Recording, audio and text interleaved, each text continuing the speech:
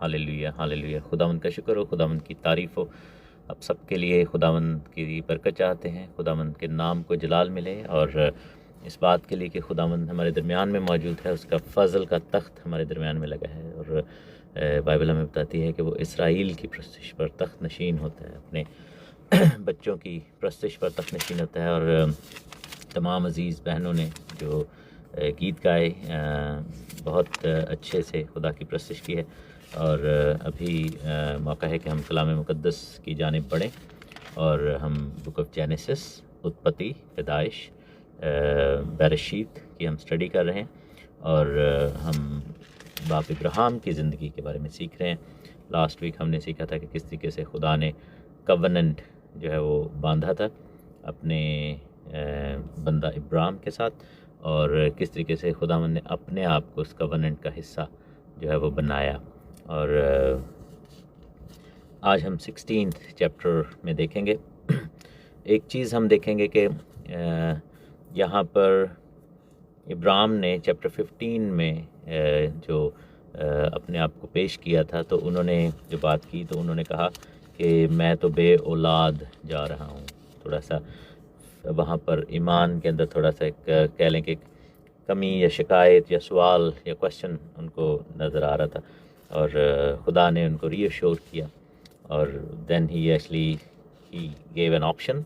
उन्होंने कहा कि शायद जो मेरा खानाजाद है, जो मेरा नौकर है, या मेरा मैनेजर है, जो मेरा हाथ का बंदा है, शायद वो मेरा वारिस हो। और खुदा ने कहा था कि नहीं, वो तेरा वारिस नहीं होगा, जो तुझसे पैदा होगा वो तेरा वारिस होगा। और उसके बाद हम देखते हैं कि खुदा ने बाप इब्राहिम से ये वादा किया, उनको जाकर आसमान के सितारे दिखाए और कहा कि अगर तू सितारों को गिन सकता है तो तेरी औलाद ऐसी ही होगी।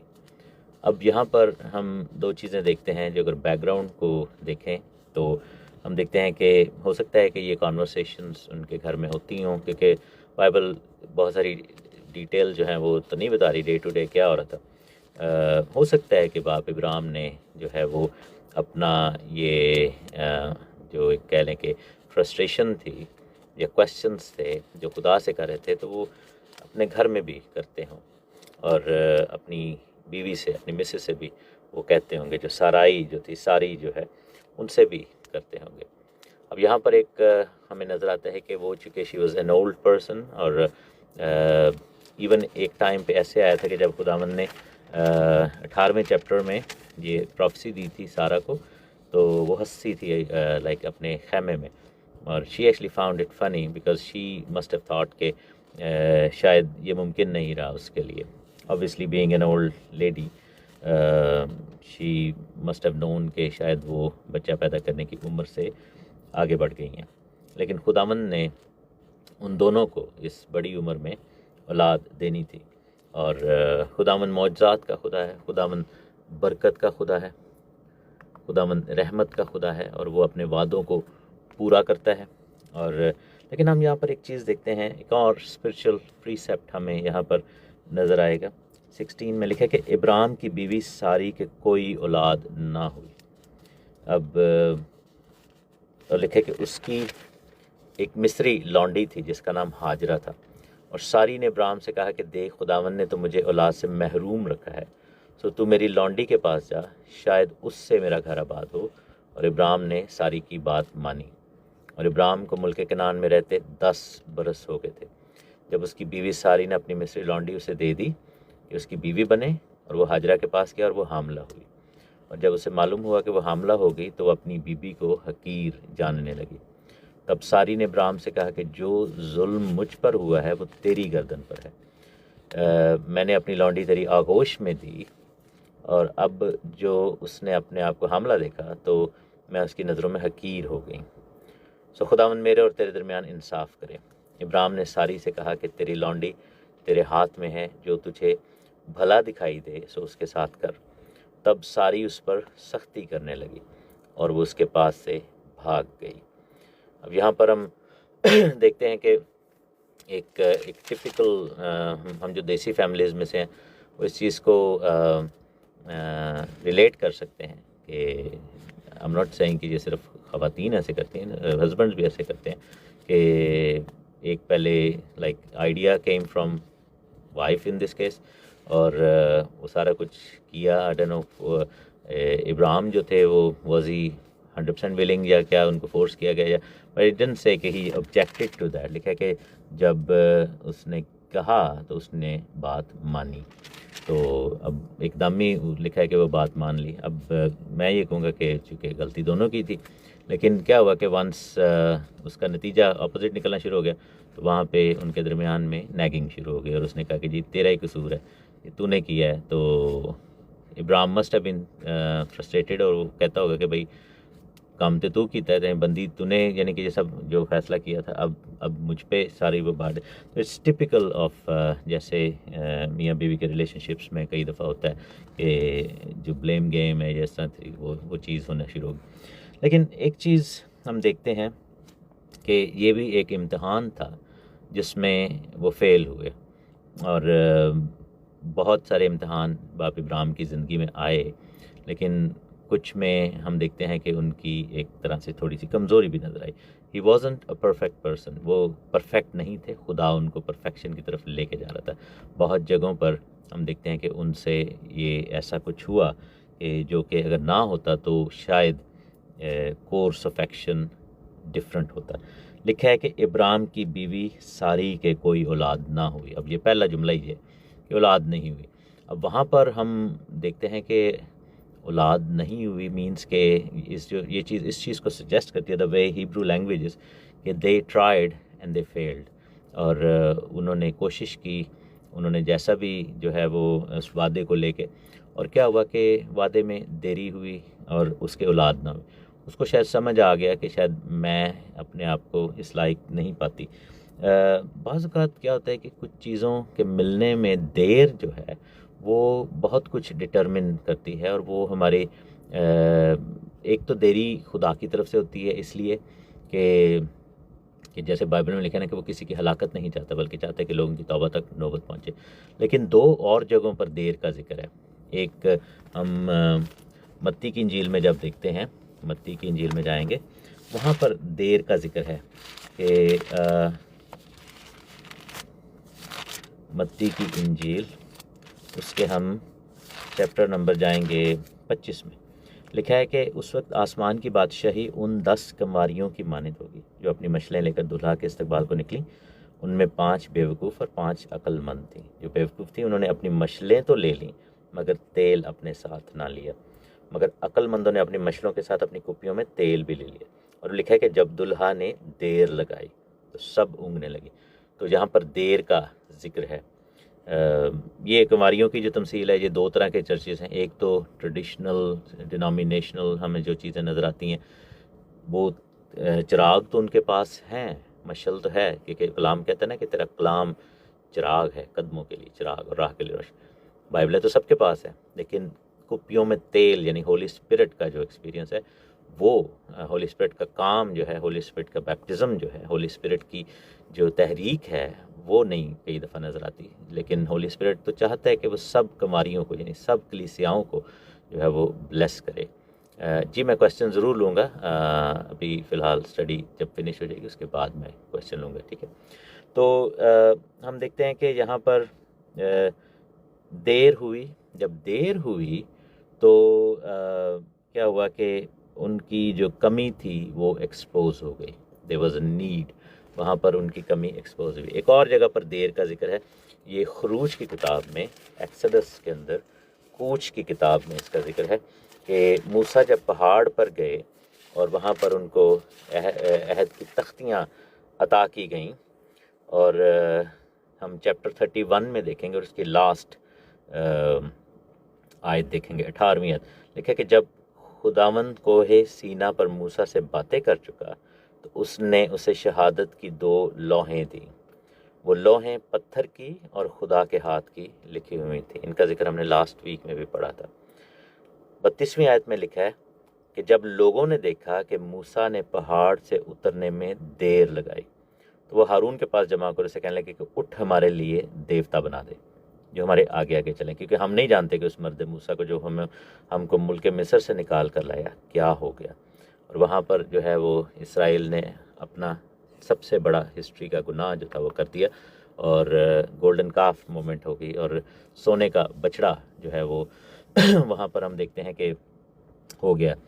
अब ये जो खुदा ने अपने आप को डिटैच कर लिया, जब ये सब कुछ हो गया और वहाँ पर उछल कूद कर रहे हैं, खेल कूद कर रहे हैं, और बुत परस्ती और रूहानी हराम करी हो रही है, तो 7वीं आयत में लिखे कि तब खुदावंद ने मूसा से कहा कि नीचे जाके कि तेरे लोग जिनको तू मुल्क मिस्र से निकाल रहा है बिगड़ गए। अब यहाँ पर खुदा ने हमेशा ये कहता था कि बनी इसराइल तो मेरा है, और स्पेशली हम देखते हैं कि जब फ़िरौन के पास भेजा था खुदावंद ने मूसा को, तो कहा था कि उसे कहो कि ये मेरा बेटा है, बल्कि मेरा पहलोठा है, और ये इसको जाने दे। लेकिन यहाँ पर खुदा इतना ज़्यादा वो उनसे नाराज़ हुआ, उसने कहा कि ये तेरे लोग हैं जिनको तू निकाल कर लाया। हालांकि खुदा निकाल के लाया था, लेकिन खुदा ने अपने आप को डिटैच किया वहाँ से, और खुदा ने अपने आप को अलहदा किया। उसने एक तरह से वो उनका इनकार कर दिया। जैसे यीशु ने कहा था ना मुकाशफा की किताब में कि जो मेरा इकरार करेगा मैं उसका करूँगा, जो मेरा इनकार करेगा मैं उसको यानी कि एक तरह से बेदखल कर दूँ। तो यहाँ पर यही हुआ कि देर हुई तो एक्सपोज हुए, और दूल्हा ने आने में देर की तो उनका जो ईमान की कमी थी या जो भी कमी थी वो खुलकर सामने आ गई। और हम देखते हैं कि यहाँ पर देर लगाई मूसा के, और देर जहाँ पर जो वर्ड है हिब्रू में वो ऐसे ही कि खुदा ने मूसा को रोक लिया वहाँ से। God wanted to show him, खुदा उसको दिखाना चाहता था कि एक्चुअल में रियलिटी क्या है, ये लोग जो हैं, ये बंदे जो हैं, ये इनके दिलों में क्या है, क्योंकि दिलों का हाल तो खुदावंद जानता है। तो यहाँ पर भी यही हुआ, लिखा है कि इब्राहिम की बीवी सारी के कोई औलाद ना हुई। अब ये एक स्टेटमेंट है, ये डेफिनेटिव स्टेटमेंट है कि हुई नहीं। अब पिछले चैप्टर में प्रॉमिस हो रहे हैं कि जी भाई तारे देखो और ये करो वो करो, और आसमान की तरफ देखो, और इतनी बड़ी बात। और बाइबल में लिखा है कि इब्राहिम ईमान लाया, इस बात पर वो ईमान लाया था, और ये उसके हक़ में रास्तबाजी गिना गया था। लेकिन इब्राहिम ईमान लाया था, और सारा जो थी सारी जो थी, अभी तो उसका नाम बदला नहीं है, वो नहीं थी ईमान लाई, उसके दिल में डाउट था। और लिखा है कि जब उसके औलाद ना हुई तो उसको जो है वहाँ पर खुदा पर ईमान रखने की ज़रूरत है। उसने वो फिर काम किया जो कि बाद में उसी के सर पर पड़ा, और उसी के लिए ही तकलीफ़ का बायस बन गया, जिसके बाद में उसने कंप्लेन भी की। और यहाँ पर जो सरोगेसी का जो कॉन्सेप्ट है, बाइबल में पहली दफ़ा जो सरोगेसी का है कि किसी के बिहाफ पे कोई जो है वो सरोगेट हो। और हम देखते हैं कि इब्राहिम को जो है वो उसने ये आइडिया दिया।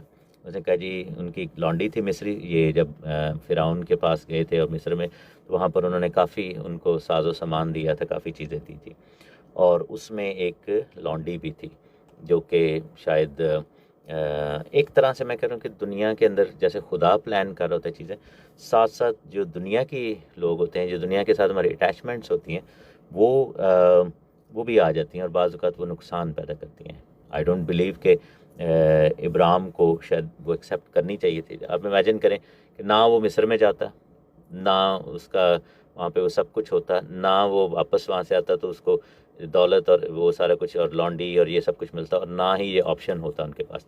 बाज़ औक़ात क्या होते हैं कि हम जब मिस्र के विज़िट करते हैं ना, मिस्र से मुराद दुनिया की चीज़ें, तो हम जो है अपने साथ बहुत कुछ जो है ना वो लगा के ले आते हैं, और वही चीज़ जो है वो बाद में हमारे गले का फंदा बनती है, और बोझ उठा उठा के ले आते हैं। तो यहाँ पर यही हुआ कि one thing leads to another, it triggers quite a few things. और इमेजिन करें कि शैतान का प्लान कितना लंबा था कि उसने वहाँ से ही ये चीज़ जो है वो भी प्लान कर ली, और सारी को जो है वो कितना ज़्यादा उसने एंटाइस किया होगा कि भाई ये वाला काम करे। और हम देखते हैं कि इब्राहिम के साथ चूँकि खुदा का वादा था, तो ये गलत डिसीजन में भी फिर खुदा ने बरकत भी दी, लेकिन हम देखते हैं कि दिस वाज़न्ट अ प्लान। जैसे बाइबल हमें बताती है ना कि जितनों ने इसे कबूल किया वो उसने उन्हें अपने फ़र्जंद बनने का हक़ बख्शा। यूहन्ना की इंजील में ये आयत है, यूहन्ना की इंजील जाएँ, उसका पहला चैप्टर देखते हैं और उसकी आयत नंबर 12 देखते हैं। लिखा है कि जितनों ने इसे कबूल किया उसने उन्हें खुदा के फ़र्जंद बनने का हक़ बख्शा, यानी उन्हें जो उसके नाम पर ईमान लाते हैं। जैसे इब्राहिम के बारे में लिखा है कि वो ईमान लाया और उसके बारे में ये रास्तबाजी ठहरा। लिखा है कि वो ना खून से, ना जिस्म की ख्वाहिश से, ना इंसान के इरादे से, बल्कि खुदा से पैदा हुए। तो इस्माइल में और इसहाक में ये फ़र्क है कि एक जो है वो खुदा के प्लान से और खुदा के मंसूबे से, खुदा के वादे से है, और दूसरा इंसान के इरादे से है। यहाँ पर हम देखते हैं तो ये फिर वहाँ पर यही हुआ कि इंसान का इरादा था।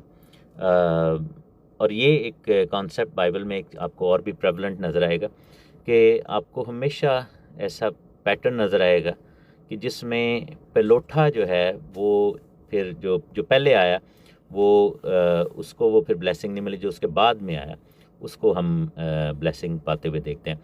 हम देखते हैं कि काइन बड़ा था और हाबिल छोटा था। यहाँ से ये काम शुरू होता है। और काइन जो था वो एक्सेल ना कर सका, हाबिल ने किया।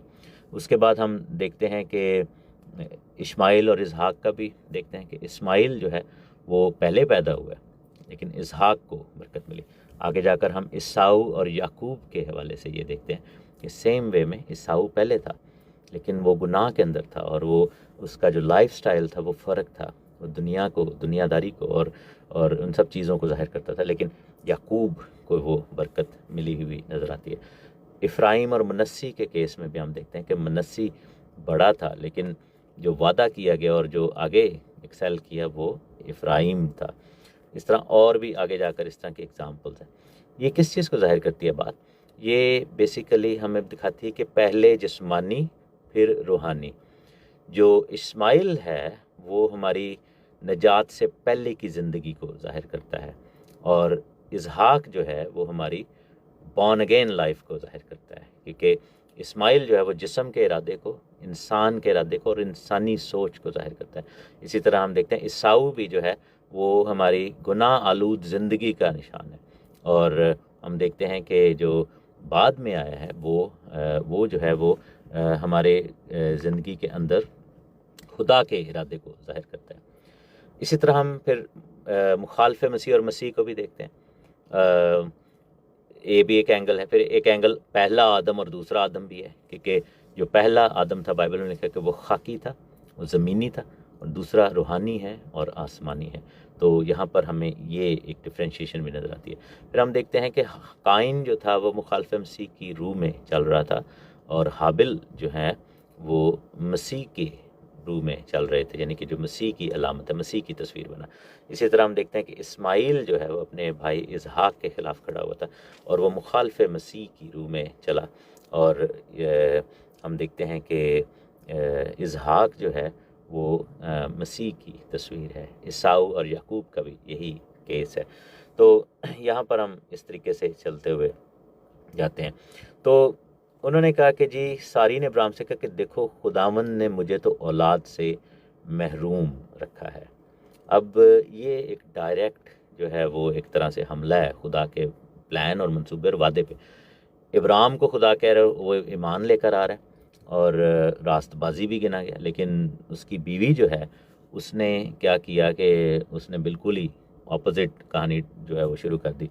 उन्होंने कहा जी मैनू लगता है कि जी मैं इस लायक नहीं।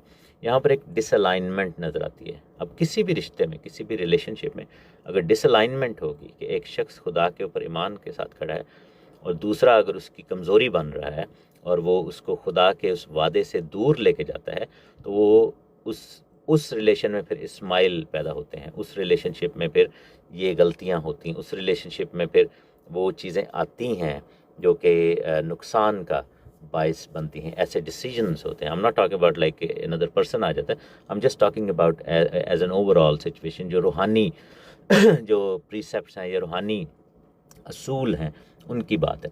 अब यहाँ पर हम देखते हैं कि ये आदम और हवा वाली मोमेंट भी है।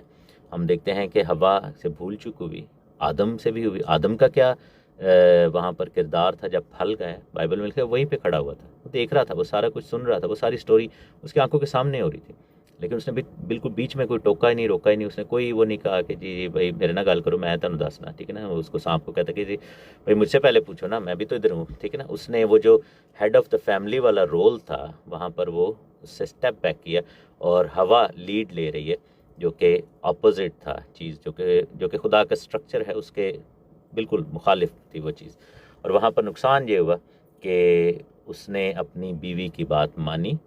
अब यहाँ पर मैं ये नहीं कह रहा कि शौहर को बीवी की बात नहीं माननी चाहिए, अगर वो बात जो है वो खुदा के, अगर, और ये शौहर पे भी जाती है और बीवी पे भी, या माँ बाप या बच्चे, या जो है बहन भाई भी, किसी भी रिश्ते में, किसी भी आपस में, बाइबल में लिखा हुआ है कि अगर कोई आपको खुदा से दूर लेके जा रहा है, और अगर माँ बाप भी कहें तो जो है कि जी आओ किसी बुत की पूजा करें और इस तरह, तो बाइबल में बड़ी सख्त सज़ाएँ उसके बारे में थे। बच्चे अपने माँ बाप को गुमराह करें, या माँ बाप बच्चों को, या मियाँ बीवी या दोस्त या बहन भाई, जो भी आपका पास्टर, आप के वर्क कॉलीग्स या कुछ भी जो है, वो अगर ऐसी बात करें जो कि खुदा की बात के टोटल ऑपोजिट है, तो फिर वहाँ पर आपको अपने ग्राउंड्स पे खड़े होना पड़ेगा। लेकिन हम देखते हैं कि वही चीज़ जो कि इब्राम ने की, उसी की आजमाइश हुई।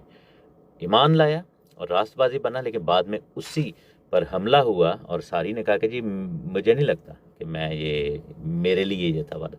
और इब्राम को वहाँ पर चाहिए था कि वो उसको करेक्ट करता और कहता कि नहीं, ये तेरे और मेरे ही लिए है, वरना तो लूत भी था वहाँ, तो अलीअज़र भी था, और भी थे। तो वहाँ पर हम देखते हैं कि ये आजमाइश जो थी वो इब्राम की थी, और गलती जो थी वो सारी की, और फिर दोनों की ही गलती ये बन गई।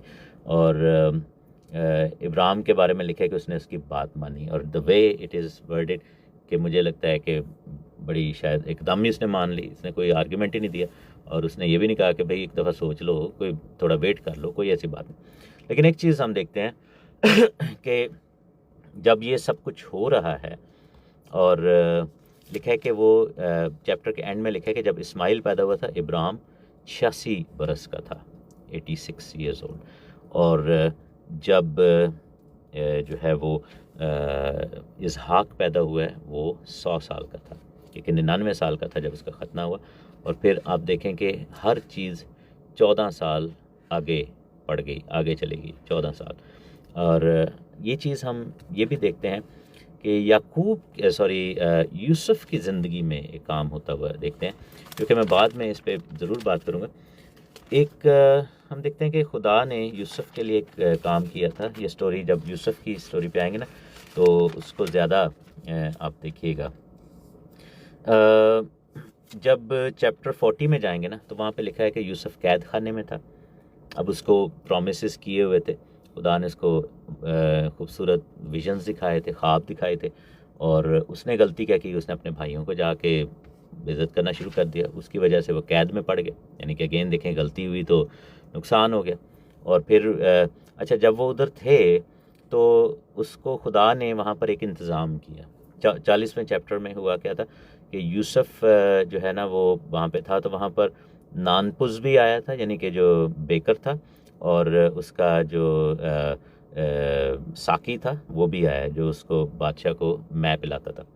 और वहाँ पर उन दोनों को ख्वाब आए, और उन्होंने जो है वो ताबीरें उनकी हुई, और यूसुफ़ जो था वो उसने ताबीर की। अब वो बहुत बड़े बड़े दोनों थे, क्योंकि दोनों ही बादशाह के बड़े ही करीबी थे। आपको पता है कि उस ज़माने में बादशाह जो थे उनको ख़तरा रहता था कि कोई मार मूर ना दे। तो यहाँ पर हम देखते हैं कि दोनों ही बड़े इत्मीनान वाले बंदे थे, क्योंकि एक तो उसके लिए रोटी बनाता था, उसका उसका कुक था, बावर्ची था, बटलर था, एक जो था वो उसका साकी था। अब साकी जो है वो कुछ भी मिला के दे सकता है, ठीक है ना, उसके हाथ से ही बादशाह ने प्याला लेना है, तो वो तो कुछ भी जहर मिला दे, कुछ भी कर दे। तो ये दोनों वो बंदे थे जो बादशाह से कुछ भी कह सकते थे। आप इमेजिन करें कि नहमिया के दौर में नहमिया साकी था बादशाह का, अरतख्शिश्ता का, और उसने जब उससे मिन्नत की थी कि मेरे लोग दुखी हैं, परेशान हैं, और तो उसने देखें कि कितना बड़ा काम हो गया था कि उसने उसको भेज दिया था एक परवाना दे के कि जाकर यरूशलेम को रीबिल्ड करो। तो ये बड़े करीबी लोग थे। और लेकिन हुआ क्या वहाँ पे कि जब वो ख्वाबों की ताबीर हो गई, तो उसने क्या किया कि जब उनको ख्वाब बता रहा था, तो यूसुफ़ ने जो है वो कहा कि जो है ना, मुझे याद करना। 14वीं आयत में लिखा है 40वें चैप्टर की।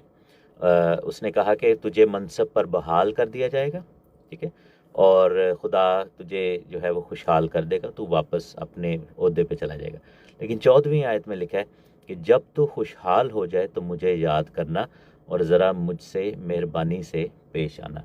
यहाँ पर हम देखते हैं कि यूसुफ़ फ्रस्ट्रेट हो गया हुआ था अब कहाँ पे वो ख्वाब देखे हुए थे, कहाँ पे उसने पता नहीं क्या क्या, वो इतने बड़े बड़े प्लान्स उसके साथ थे, ईमान भी रखता था, लेकिन अपने उन हालात में उसने क्या किया कि इंसान के आगे झुक गया। उसने कहा कि जी प्लीज़ मेरे लिए कुछ करना, ठीक है ना। हालांकि उसको खुद समझ होनी चाहिए थी कि ये बंदे एमी नहीं इधर आए, 3 दिन के लिए वो आए थे बस अंदर, ठीक है ना। जेल में जो थे वो 3 दिन के लिए उसके पास आए थे, उसी में उन्होंने ख्वाब देख लिए, उसी में वो फिर निकल गए, ठीक है। तो अब ये चीज़ यूसुफ को होनी चाहिए थी कि यार ये कुछ डिफरेंट है, ये खुदा की तरफ से है। लेकिन बाइबल में लिखा हुआ है, बाइबल की जो सबसे सेंट्रल वर्स है ना, जो बाइबल के सबसे दरमियान वाली आयत है, वो ज़बूर 118 की आयत है और उसकी 8वीं आयत है। ये अगर बाइबल आधी इधर कर दे आधी इधर, सबसे जो मिडल वाली वर्स है ना, जो समझे कि निचोड़ है बाइबल का, वहाँ पर लिखा हुआ है खुदा पर तवक्कल करना इंसान पर भरोसा रखने से बेहतर है। हम यहाँ पर देखते हैं कि यूसुफ ने वहाँ पर इंसान पर भरोसा किया और उसकी कैद के 12 साल ऐड हो गए। अब इमेजिन करें कि एक्चुअल प्लान क्या था खुदा का, कि उसने वो बंदे 3 दिन के लिए भेजे और वो ख्वाब की तबीर हुई और वापस चले गए। और वहाँ पर लिखा हुआ है कि जब यूसुफ ने ये वाली बात कर दी कि जी भाई मेरी प्लीज़ सिफारिश करना उधर उधर ये, और फिर एंड पे, चैप्टर के एंड पे लिखा हुआ है कि सरदार साकी ने यूसुफ को याद ना किया बल्कि उसे भूल गया। खुदा ने उसके जो है वो दिल को बदल दिया। क्योंकि एक चीज़ है कि जब हम खुदा पर ईमान रखते हैं, भरोसा रखते हैं, थोड़ी सी देर हो भी, लेकिन खुदा आपको साइंस देता है चीज़ों के, और फिर हमें उस पर ईमान रखना है। लेकिन यही वो वक्त होते हैं जिसमें मेक और ब्रेक सिचुएशन होती है।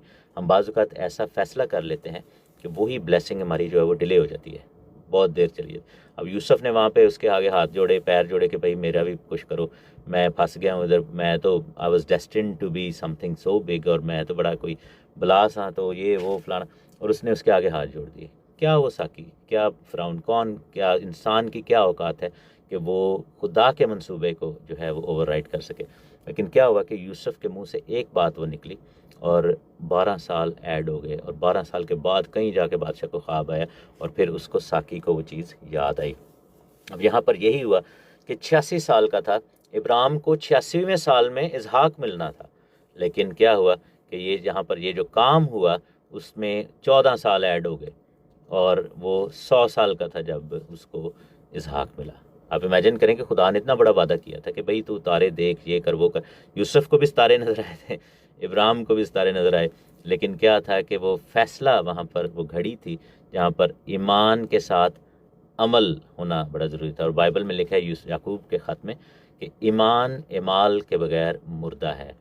ईमान तो रखा, लेकिन जब उस पर अमल करने का वक्त आया तो वहाँ पर हम देखते हैं कि वो चीज़ ठोकर का बायस बन गई और तकलीफ़ का बायस बन गई, और बाद में जो है वो आगे जाकर हम देखते हैं कि इब्राहिम को निकालना भी पड़ा उनको। अब देखा जाए तो औलाद ही थी, चाहे वो दूसरी औरत से पैदा हो गया था, लेकिन इब्राहिम प्यार तो करता था। लेकिन क्या हुआ था कि उसको इस्माइल को निकालना पड़ा, ड्राइव आउट करना पड़ा, और ये कितनी पेन वाली बात थी, ये कितना बड़ा दर्द वाली बात थी। मेरे बेटा तो बेटा ही है एक बाप के लिए, और वो बाप जो तरसा हुआ, जिसको अचानक कोई मिल ही जाए, चाहे वो सरोगेसी के थ्रू हो गया तो, लेकिन क्या था कि उसको वो निकालना पड़ा। इब्राहिम का एक और बड़ा उसकी लाइफ में टेस्ट ऐड हो गए, एक तो डिले वाला टेस्ट हो गया, दूसरा जो था वो बाद में उसको निकालना भी पड़ा, ठीक है ना, और उसको दूर भेजना पड़ा।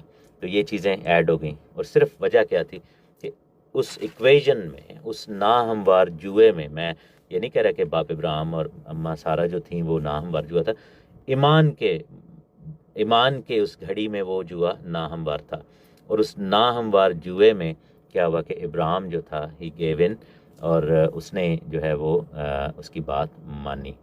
अब यहाँ पर आप ये भी कह सकते हैं, इस आयत को यूँ ट्रांसलेट कर सकते हैं, तीसरी आयत को, इंस्टेड ऑफ सेइंग कि इब्राहिम ने सारी की बात मानी, आप यहाँ पर ये भी लिख सकते हैं कि इब्राहिम ने खुदा की बात ना मानी। और इब्राहिम को मुल्क कनान में रहते हुए 10 बरस हो गए थे जब उसकी बीवी सारी ने अपनी मिसली लौंडी उससे दे दी, उसकी बीवी बने।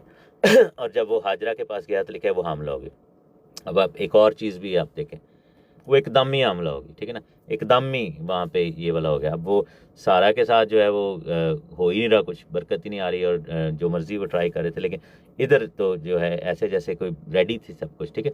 तो वहाँ पर हम एक और भी देखते हैं कि जो बाज़ औक़ात क्या होता है कि इंसान की बनाई हुई चीज़ों में हमें एकदम रिज़ल्ट भी मिलते हैं। ऐसे ही है जैसे कलाम में लिखा है कि वो राह के किनारे वाला बीज था कि वो एकदम उसने जड़ पकड़ ली, लेकिन लिखा है कि जब सूरज आया तो वो उग ही नहीं सका, ठीक है ना। तो वहाँ पर यही था, और लिखा है कि अब उसका नतीजा निकलना शुरू हो गया। जब वो हमला होगी तो उसने सारा को जो है वकीर वो कहाँ पे लॉन्डियर, वो कहाँ पे मलका या जो मालकन है, तो उसने उसको हकीर जानना शुरू कर दिया। अब उस पर फिर क्या हुआ कि उसने सारा जो मुद्दा जो है सारी ने इब्राहिम पे डाल दिया। उसने कहा जी ये जुल्म मुझ पर हुआ है और तेरी गर्दन पर है, दैट्स इट। उसने कहा जी चलो ਹੁਣ तू ही तेरा ही है सारा ਜਿਹੜਾ ना कीता कराया तो तू कीता। तो वहाँ पर हम देखते हैं कि बहुत ही ज़्यादा जो है वो ऑकवर्ड सिचुएशन होगी। आई कैन इमेजिन कि बाप इब्राहिम का क्या उस वक्त मेंटल स्टेट हुआ होगा, तो या उन्होंने कैसे जो है इस चीज़ को देखा। उन्होंने भी अपनी जान छुड़ाई, उन्होंने कहा जी एंज कर, ये बंदी तेरी है तो तेरा ही आइडिया सी, तू ही डील कर, ठीक है ना। अब उन्होंने जो है इस चीज़ को जो पंजाबी कहते हैं ना मगरों लाने वाली गल की, उन्होंने कहा जी तूने ये आइडिया दिया था, तूने ये काम किया है, तो अब जो है ना तू ही इसके साथ डील कर। और हम देखते हैं कि सारी ने वहाँ पर एक और गलती की कि, और लिखा है कि अच्छा एक और चीज़ यहाँ पर हम देखते हैं कि सारी ने देखा ना कि मैंने, अच्छा उसने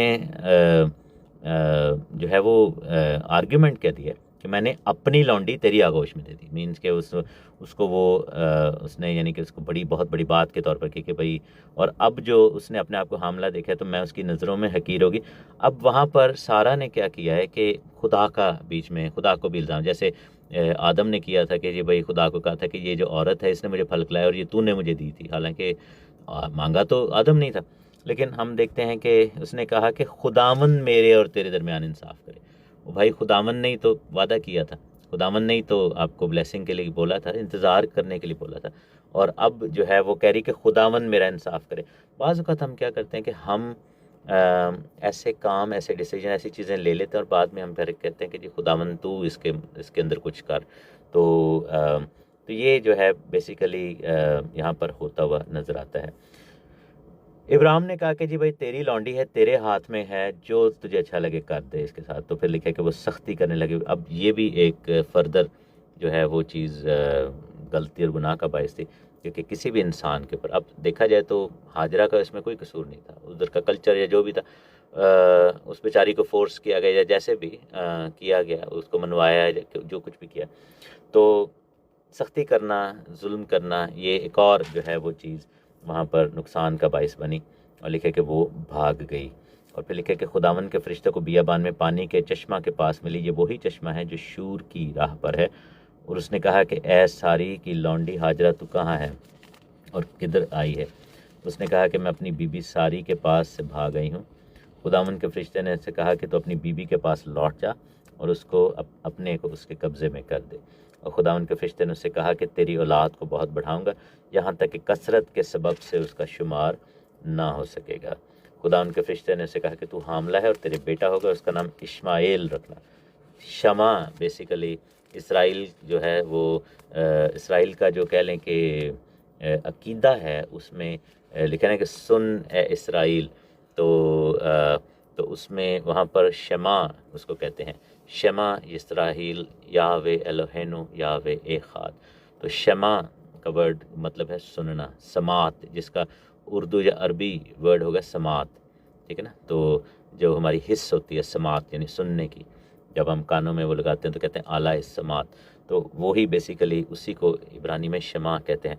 और शमा एल मीन्स का इसका मतलब है कि खुदावन ने सुना, खुदावन दुआ का सुनने वाला है। तो इसलिए लिखा ना कि इसका नाम इश्माएल रखना कि खुदावन ने तेरा दुख सुन लिया। और लिखा है कि वो गौर खर की तरह आज़ाद मर्द होगा। ये बेसिकली इंग्लिश में लिखा हुआ है कि ये वाइल्ड डोंकी, जो जंगली गधा होता है जैसे, उसकी तरह होगा। और उसका हाथ सब के ख़िलाफ़ और वो सब के हाथ उसके ख़िलाफ़ होंगे, और वो अपने सब भाइयों के सामने बसा रहेगा। यहाँ पर जो वर्ड सामने है बेसिकल ये है कि उनके अगेंस्ट, उनके ख़िलाफ़ जो है, और फिर जो हिब्रू में जो वर्ड आया है उसमें है मशरिक की तरफ, he will be in the east. और मशरिक का हमने कॉन्सेप्ट पढ़ा था कि बार बार जो इशारा दिया जाता है कि इट्स एक्चुअली अलहदगी, खुदा से दूरी। तो वो बेसिकली मशरिक में और उनके सामने बसा रहेगा। और ये बेसिकली आखिरी ज़माने की ये इसमें है, क्योंकि इस्माइल की औलाद जो थी वो अरब नेशंस जो हैं वो बनी, जिसमें हम देखते हैं कि अरबी लोग जो हैं वो अमाराती और अरबी ये सब लोग जो हैं ये इस्माइल की बच्चों में से आए। और आखिरी ज़माने की जो जंगें हैं और वो सारा बनी इसराइल के लिए जो वो जो ज़िक्रिया की किताब में नबूवतें हैं कि लिखा ना कि इर्द गिर्द की कौमों के लिए मैं ठोकर का प्याला बनाऊंगा। और आखिरी ज़माने में जो बड़ी जंगें होंगी इसराइल के वाले से, वो सारी सराउंडिंग नेशन वही हैं जो इस्माइल के बच्चे हैं। तो हम देखते हैं कि वो लिखा है कि उनके सामने बसा रहेगा।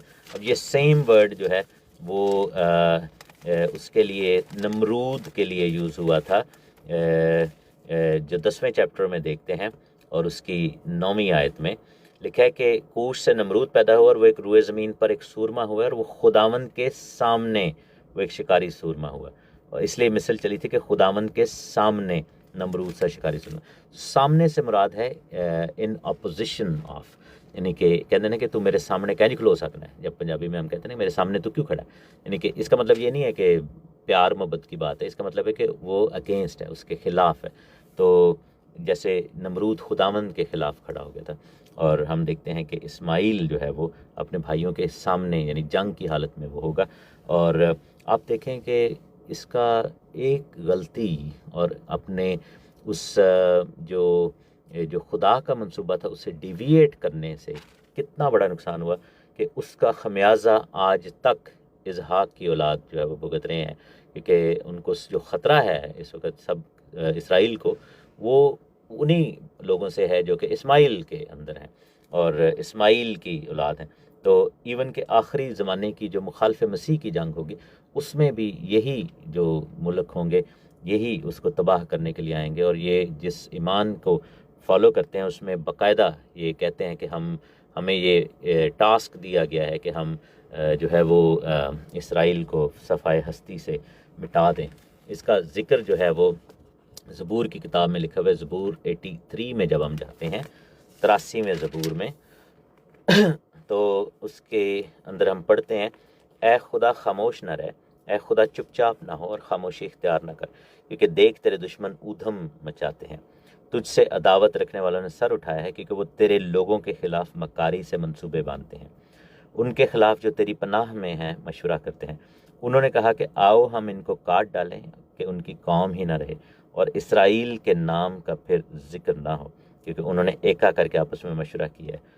वो तेरे ख़िलाफ़ अहद बांधते हैं, यानी अदूम के अहले खैमा और इस्माइली, मुआब और हाजरी, जबल अमून और अमालीक, फ़िलिस्तीन और सूर के बाशिंदे और असूर भी उनके साथ, और बनी लूत की कुमक जो है वो। तो आप ये देखें कि लूत के बच्चे और इस्माइल के बच्चे जो हैं वो बाद में इब्राहिम के बच्चों यानी इसहाक के बच्चों के ख़िलाफ़ खड़े हुए। लूत को भी इब्राहिम ही लेके आया था, लेकिन अपने साथ लगा के ले आया। इधर हाजरा को भी साथ ही लगा के ले आए, ठीक है ना। उसके बाद इस्माइल जो है वो आ गया। तो ये सब चीज़ें जो थी वो आप देखें कि चंद फैसले वो सदियों तक, जनरेशन्स तक जो है वो नुकसान का, और इसका इलाज जो है वो आखिरी ज़माने में मसीह के आने पे होगा। यानी कि इब्राहिम और इसहाक सारा की जो गलती है उसको करेक्ट जो है वो यीशु मसीह आके करेंगे दूसरी आमद पे, जब वो आखिरी जंग के अंदर जो है ये सब कुछ हो रहा होगा। और इसराइल के ख़िलाफ़ यानी कि इसहाक को हमेशा से ही जो है वो इस्माइल से ख़तरा रहा है और रहेगा। और ये जब तक यीशु मसीह ना आ जाए तब तक ये चीज़ होती रहेंगी। लेकिन है कि वो ख़िलाफ़ ही रहेगा, बसा रहेगा, सामने बसा रहेगा और वो अगेंस्ट होगा। और ये भी लिखा है कि उसको भी बढ़ाऊंगा। अब यहाँ पर एक और चीज़ नज़र आती है कि इब्राहिम के मुंह को, इब्राहिम के वजह से लूत को भी ब्लेसिंग मिल गई थी, इस तरह इस्माइल को भी मिल गई है। अब एक और चीज़ यहाँ पर नज़र आती है कि खुदा के जो बंदे हैं उनके साथ गलत लोग भी जुड़ जाए ना तो उनको भी ब्लेसिंग मिल जाती है, उनको भी बरकत मिल जाती है। और सही लोगों को तो मिलती ही मिलती है, लेकिन गलत लोग भी जुड़े हों तो वो क्या होता है कि वो भी ब्लेसिंग्स को दैट शोज़, और यही होता है अगर आप देखें कि ऐसे खादम या ऐसे लोग हैं, ऐसे लीडर्स हैं, उनके साथ कोई जुड़े, आप अगर एडिफाई हुए हैं, आपको अगर एम्पावरमेंट हुई है, अगर आपको बरकत मिली है, तो इससे साबित होता है कि इन लीडर्स की ज़िंदगी में खुदा काम करे। कुछ लोग ऐसे होते हैं उनके साथ जुड़ के तो उनके ईमान का, जैसे वो पौलुस ने कहा था ना दिमास के बारे में, कि उसके ईमान का बेड़ा गर्क हो गया, यानी कि वो जाता रहा, तो क्योंकि वो गलत लोगों के साथ उठना बैठना शुरू कर देता है। लेकिन जो खुदावंद के लोगों के साथ जुड़ते हैं, उनकी ज़िंदगी में इम्प्रूवमेंट होती है, उनके तोड़े बढ़ जाते हैं, उनकी बरकतें बढ़ जाती हैं, उनकी ज़िंदगी में खुदा अपना काम करता है। और यहाँ पर हम देखते हैं कि इब्राहिम की वजह से लूत को भी बरकत मिली, और हम देखते हैं कि इस्माइल को भी बरकत मिली। फरिश्ते ने आके जो है वो जो हाजरा को कहा कि तू वापस जा, और फिर लिखा है कि तू अपने आप को अपनी बीबी के हाथ में कर दे, ये भी जो है कब्ज़े में कर दे। ये एक यहाँ पर भी एक रूहानी चीज़ नज़र आती है, जो कि प्रोफेटिक थी, जो कि नबूवती थी, कि चाहे जो मर्ज़ी हो जाए, इस्माइल को खुदा ने इसहाक के हाथ में किया है, ठीक है ना, जैसे हाजरा को खुदा ने सारा के हाथ में किया है। और हम यहाँ पर देखते हैं कि ये एक बड़ा काम हुआ, और जो भी है, हम आज के दौर पे भी देखते हैं कि छोटा सा नेशन है इसराइल, और इतने ज़्यादा अरबी हैं, लेकिन वो उनसे अभी भी तरक्की में आगे हैं। और इसी सिचुएशन को जो है वो बाद में पौलुस रसूल भी जो है वो यूज़ करते हैं गलेशियंस में, और वहाँ पर वो कहते हैं कि 2 अहदों का जिक्र वो करते हैं, कि एक अहद मौत का था और एक अहद जो था वो ज़िंदगी का था।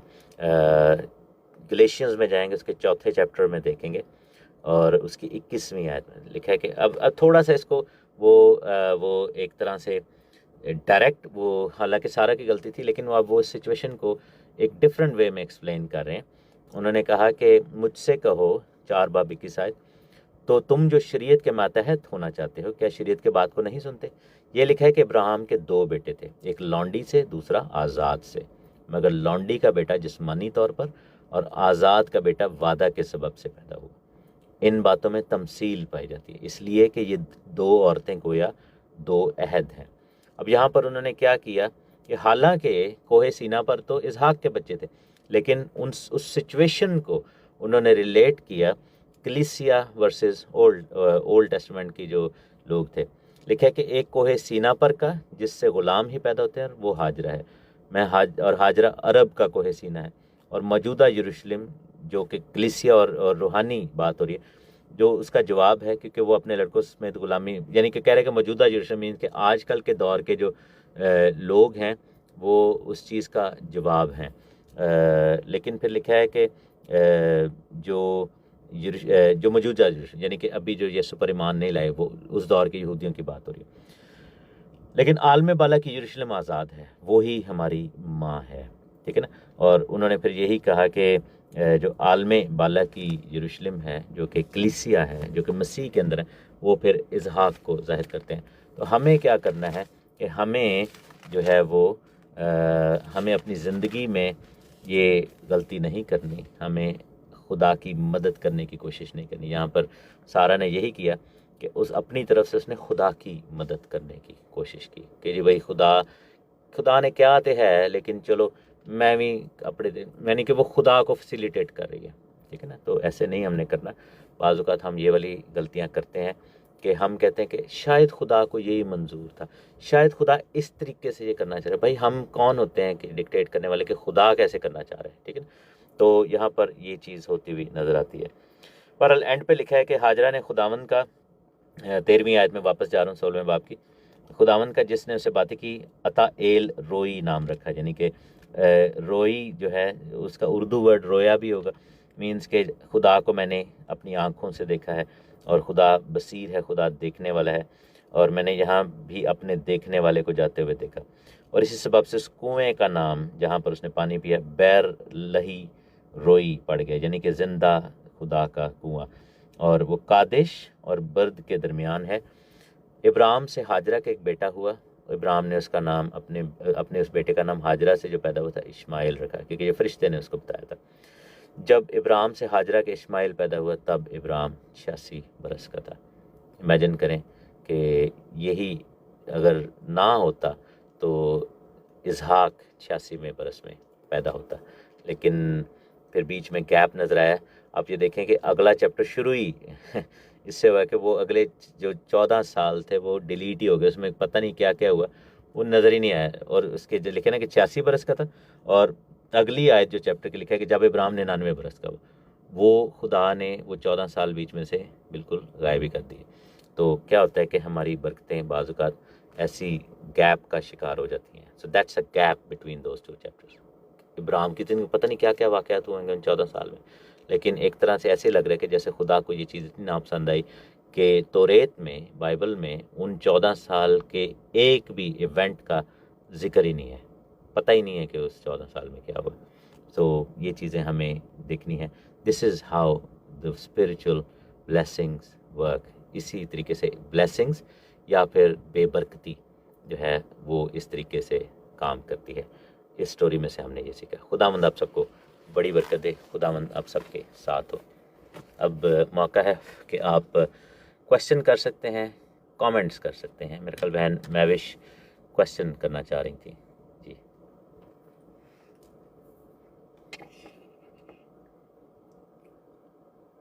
तहसीन बहुत खूबसूरत। अब तो पास्टर तहसीन, सॉरी, पहले तो मैं तहसीन कह दिया करती थी, पर अब तो हमारे बेटे को एक खूबसूरत खुदा ने लक़ब दिया।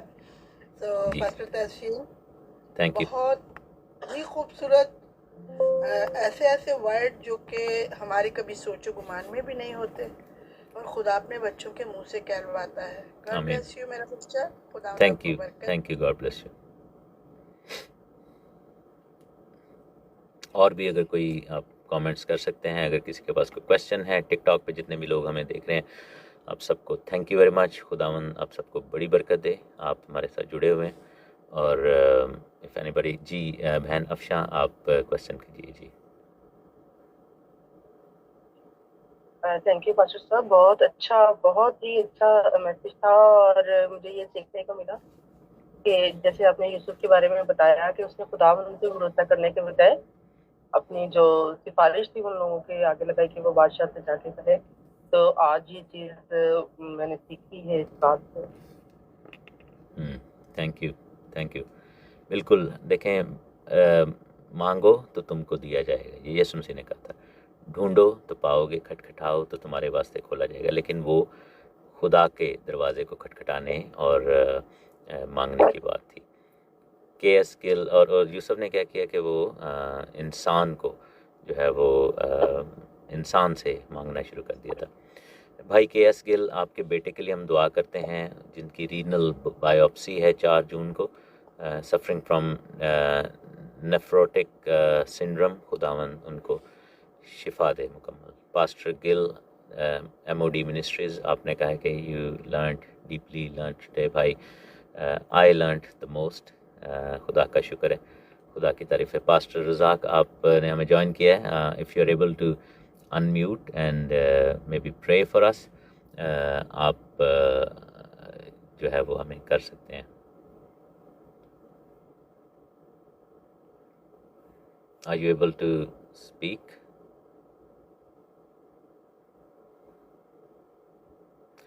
मेरे ख्याल पास्टर जी शायद ऐसी जगह पे हैं जहाँ पे शायद he is not able to speak.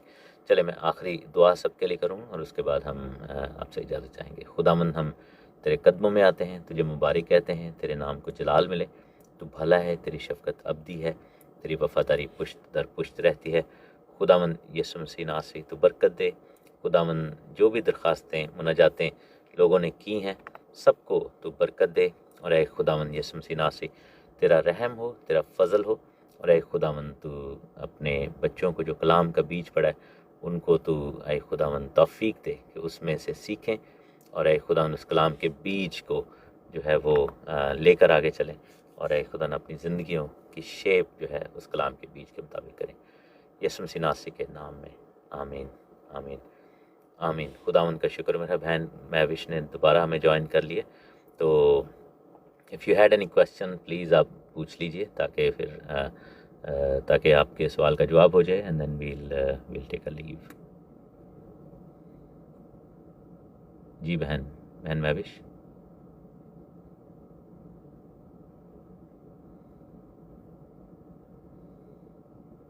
Good evening to everybody. I am so sorry भाई, मैं 6 बजे छुट्टी हूँ तो मैं आते आते मुझे थोड़ी ना देर हो जाती। तो जब मैं आई थी तो एक्साइटमेंट में मैंने हेलो कहना चाहा था तो वो रेज मेरा हाथ हो गया था। अच्छा, ठीक है, thank you. But anyway it was nice. मैं मिस कर दी आधी स्टोरी, तो कोई बात नहीं, इसकी रिकॉर्डिंग अभी अपलोड होगी, आप देखिएगा। भाई Salim Iqbal day care ID से कह रहे हैं कि first time suddenly got on the page, God bless you. हम एवरी वेडनेसडे ये स्टडी करते हैं और जूम पे भी होती है। इसके अलावा ये स्टडी जो है वो फेसबुक पे भी लाइव जाती है और टिकटॉक पे लाइव भी होती है। बाद में रिकॉर्डिंग भी हम इसको अपलोड कर देते हैं यूट्यूब पे, फेसबुक पे, सारे सोशल मीडिया पे, इंस्टाग्राम पे भी आप इसमें ज़रूर शामिल हों और लाइव में शामिल होंगे तो आपको बरकत मिलेगी और ज़्यादा आप इंटरेक्ट कर सकते हैं। खुदावंद आप सबको बड़ी बरकत दे। आइए हम खुदावंद की सिखाई हुई दुआ में शरीक हों। आए हमारे बाप, तू जो आसमान पर है, तेरा नाम पाक माना जाए, तेरी बादशाही आए, तेरी मर्ज़ी जैसी आसमान पर पूरी होती है ज़मीन पर भी हो। हमारे रोज़ की रोटी आज हमें दे और जिस तरह हम अपने कर्ज़दारों को माफ़ करते हैं, तो हमारे कर्ज़ हमें माफ़ कर, हमें आजमाइश में न ला बल्कि बुराई से बचा, क्योंकि बादशाही, कुदरत और जलाल हमेशा तेरे ही हैं। आमीन। खुदावंद आपको बरकत दे और आपको महफूज रखे। खुदावंद अपना चेहरा आप पर जलवागर फरमाए और आप पर मेहरबान रहे। खुदावंद अपना चेहरा आपकी तरफ मतवज्जो करे और आपको सलामती बख्शे। अब हमारे खुदावंद यीशु मसीह का फजल, खुदा बाप की मोहब्बत, पाक रूह की रफ़ाकत और शफ़क़त अब से लेकर अब तक हम सब के साथ और दुनिया के तमाम ईमानदारों के साथ होते हैं। आमीन आमीन। Hallelujah. Thank you very much. God bless you all. खुदावंद आप सबके साथ हो। आमीन। Thank you so much, Pastor God bless Ji. you. God bless you God all. bless you. Thank you.